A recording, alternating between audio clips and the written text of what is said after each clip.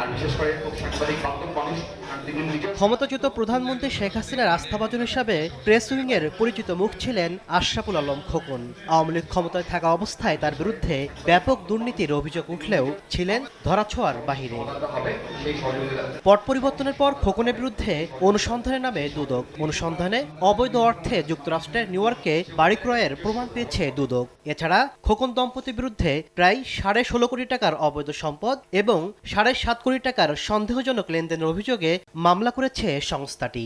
অনুসন্ধানকারী কর্মকর্তারা 3067 Ira road, বেলমোর, new ইয়র্কে ঠিকানায় একটি বাড়ি ক্রয়ের তথ্য পাওয়া গেছে। এদিন নিউ ইয়র্কেই সাবেক স্বাস্থ্যমন্ত্রী মোহাম্মদ নাসিমের ছেলে তমাল মনসুরের 63 কোটি টাকা মূল্যে 14টি অ্যাপার্টমেন্টের সন্ধান পেয়েছে দুদক। সব মিলিয়ে তমালের বিরুদ্ধে 67 কোটি টাকার অবৈধ সম্পদের প্রমাণ মেলায় মামলা করা হয়। তমাল মনসুরের নামে মার্কিন যুক্তরাষ্ট্রের নিউ ইয়র্কে 14টি অ্যাপার্টমেন্টের তথ্য পাওয়া গেছে এখন পর্যন্ত।